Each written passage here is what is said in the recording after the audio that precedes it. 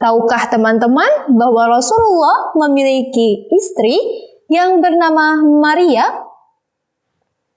Kalau belum tahu, maka teman-teman semua wajib nonton video ini sampai selesai. Bismillahirrahmanirrahim. Assalamualaikum warahmatullahi wabarakatuh. Alhamdulillah, bismillah, alhamdulillah, assalatu wassalamu ila khairi rasulillah wa ala alihi wa sahbihi wa mawala. Apa kabar teman-teman semua? Semoga kita semua berada dalam keadaan sehat walafiat dan berada dalam naungan ridho Allah Subhanahu wa Ta'ala dimanapun teman-teman berada. Kembali lagi bersama saya, Siti Hana Kodriani. Kali ini, dalam kesempatan kali ini, Hana ingin mengajak teman-teman semua untuk lebih mengenal istri-istri Nabi. Salah satunya adalah istri Nabi yang berasal dari Mesir. Mungkin teman-teman pada tahun 2008 pernah melihat salah satu film yang cukup box office di Indonesia. Nama film itu adalah Ayat-Ayat Cinta, yang latar belakang tempatnya berada di Mesir. Ada salah satu tokoh yang menurut saya mengingatkan saya pada salah satu istri Rasulullah Shallallahu Alaihi Wasallam. Peran itu bernama Maria yang beragama Kristen Koptik. Salah satu istri Rasulullah Shallallahu Alaihi Wasallam bernama Maria. Nama lengkapnya adalah Maria binti Sham'un. Beliau lahir di desa Hafan, dekat Sungai Nil, di negara Mesir. Ia merupakan keturunan dari suku Kipti, maka ia dikenal dengan nama Maria Al-Kiptiyah. Ayahnya adalah seorang warga negaraan Mesir dan ibunya memiliki agama Nasrani yang berasal dari Romawi. Nasib membawanya dan saudaranya yang bernama Shirin untuk akhirnya tinggal di istana Mukaukis. Siapakah itu Mukaukis? Mukaukis adalah pemerintah atau raja di kota Iskandaria, Mesir pada saat itu. Hingga suatu hari di tahun 7 Hijriah, Rasulullah Shallallahu Alaihi Wasallam berniat untuk memperluas atau menyebarluaskan agama Islam dan mengajak kepala-kepala pemerintahan di daerah-daerah sekitar untuk memeluk agama Islam, tidak terkecuali negara Mesir. Maka Rasulullah Shallallahu Alaihi Wasallam mengirimkan salah satu orang kepercayaannya yang bernama Hatib bin Abi Al-Balta'ah untuk mengirimkan surat kepada Raja Mukaukis di Iskandaria, Mesir. Dalam surat itu, Nabi Muhammad SAW mengajak Raja Mukaukis untuk memeluk agama Islam.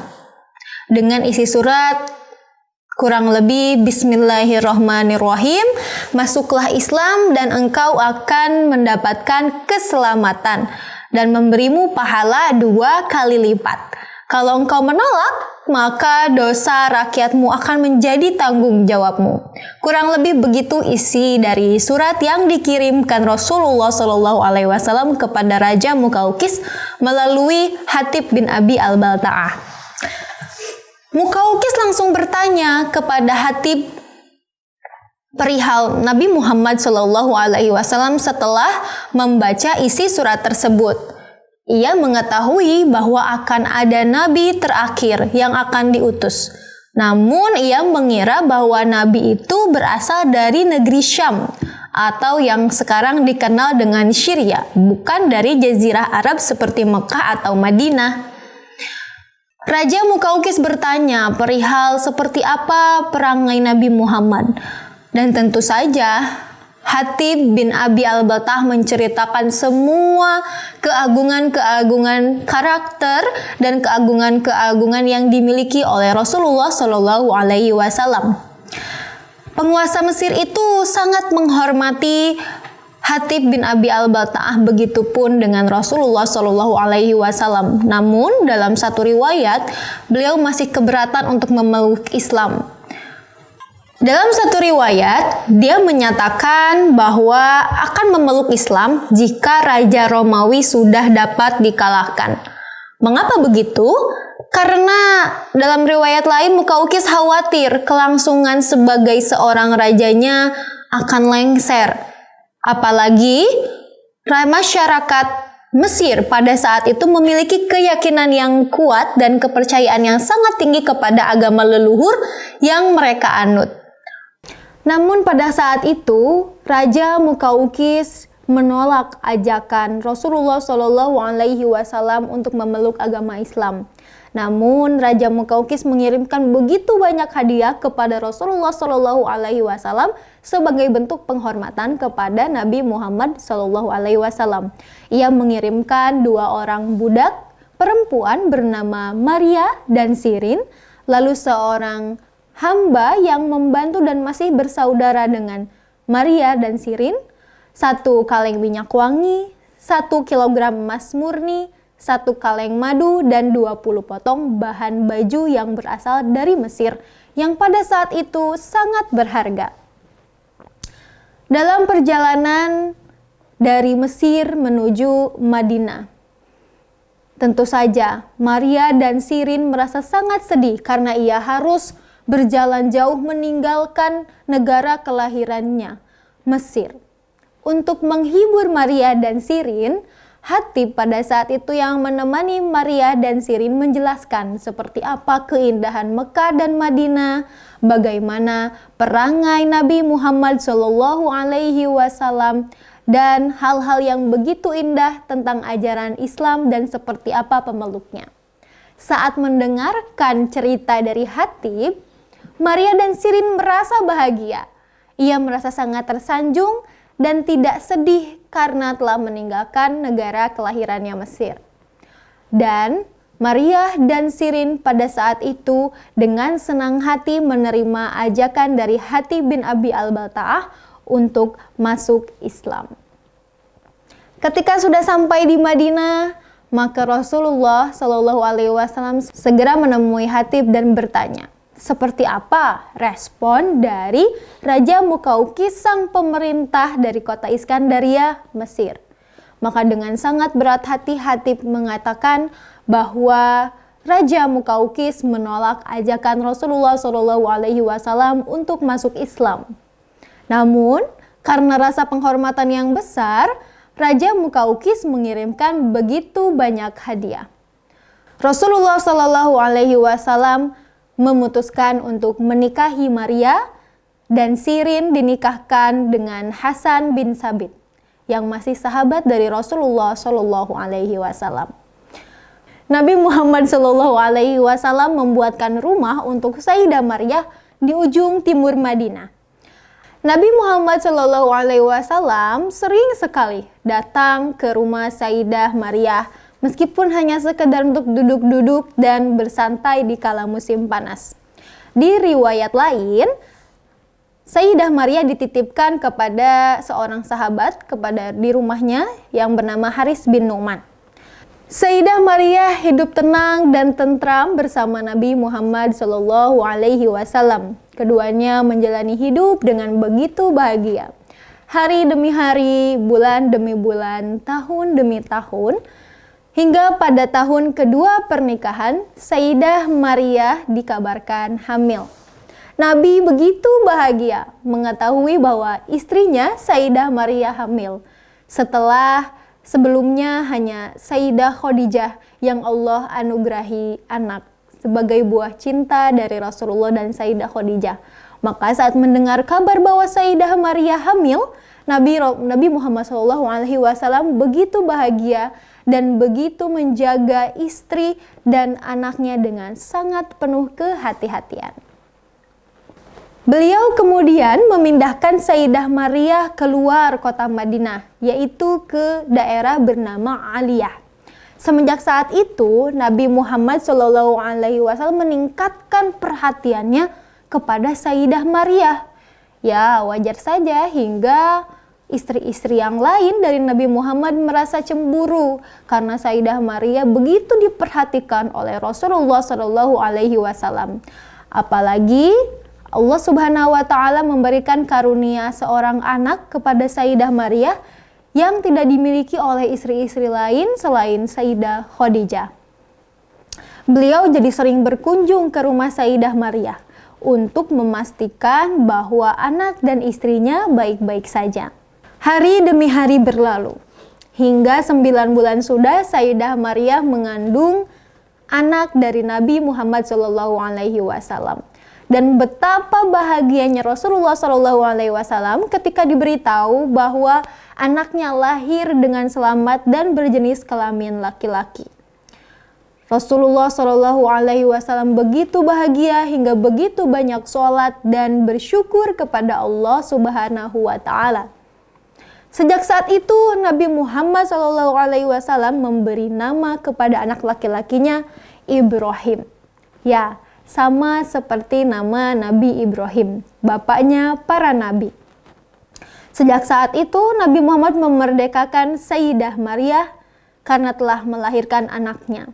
Karena saking bahagianya Rasulullah SAW, pada hari itu seluruh Madinah berpesta dan Rasulullah memberikan makanan kepada seluruh warga di kota Madinah.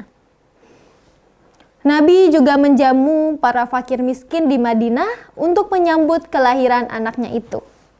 Namun ternyata kebahagiaan Nabi Muhammad SAW tidak berlangsung lama.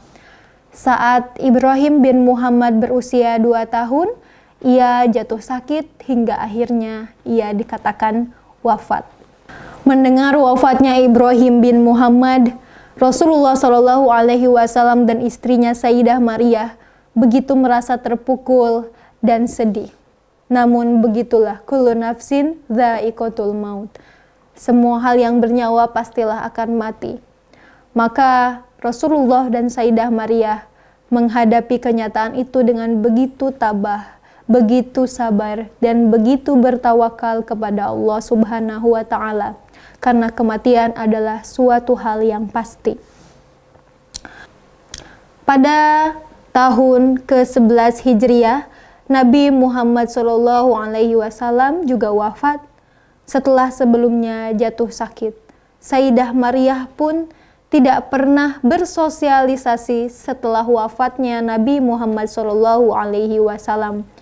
Ia hanya keluar rumah untuk berziarah kepada anaknya Ibrahim bin Muhammad, kepada suaminya Rasulullah SAW, atau sesekali mengunjungi saudaranya Sirin. Sayyidah Maryah wafat pada tahun ke-16 Hijriah. Khalifah Umar bin Khattab sendiri yang mengimami sholat jenazahnya dan setelahnya dimakamkan di pemakaman Baqi. Sama seperti yang lainnya, kehidupan rumah tangga Sayyidah Maryah dan Rasulullah SAW pun pasti terdapat badai dan cobaan persoalan yang ada dalam rumah tangganya. Salah satunya misalkan pada suatu hari Sayyidah Hafsah, istri Nabi yang lain, marah karena Nabi Muhammad SAW dan Sayyidah Maryah tinggal di rumah Sayyidah Hafsah tanpa izin Sayyidah Hafsah. Karena kemarahan Sayyidah Hafsah, maka Nabi Muhammad SAW mengatakan bahwa ia mengharamkan Sayyidah Maryah untuk 1 hari. Namun, sumpah itu pun langsung dibatalkan oleh Allah Subhanahu wa Ta'ala dengan turunnya Quran surat At-Tahrim ayat 2. Selain itu, pada suatu hari Sayyidah Maryah pun pernah difitnah bahwa ia telah melakukan serong dengan seorang pelayan dari suku Kipti. Namun rumor itu langsung dibantah oleh malaikat Jibril secara langsung dengan pengakuan dari pelayan suku Kipti bahwa ternyata ia telah dikebiri oleh Raja Mesir pada saat itu. Kehadiran Sayyidah Maryah juga mengundang kecemburuan dari istri-istri Nabi yang lain. Karena selain beliau memiliki rupa yang begitu menawan, beliau pula lah satu-satunya istri yang Allah karuniai seorang anak selain Sayyidah Khadijah. Begitulah kisah kehidupan salah satu istri Nabi Muhammad SAW yang bernama Maria, yang berasal dari suku Kipti. Mudah-mudahan kita semua dapat meneladani seperti apa sikap tabah, sikap tawakal dan sikap taatnya Maria kepada seorang suami. Namun banyak orang muslim dan muslimat yang kadang melupakan sosok ini. Maka banyak disebutkan bahwa Maria Al-Qibtiyah adalah cinta Rasulullah Shallallahu Alaihi Wasallam yang terlupakan. Maka dari itu kita sebagai muslim dan muslimah khususnya perlu mengetahui sirah Nabi, terutama istri-istri Nabi dan bagaimana Nabi Muhammad Shallallahu Alaihi Wasallam bermuamalah dalam kehidupannya sehari-hari.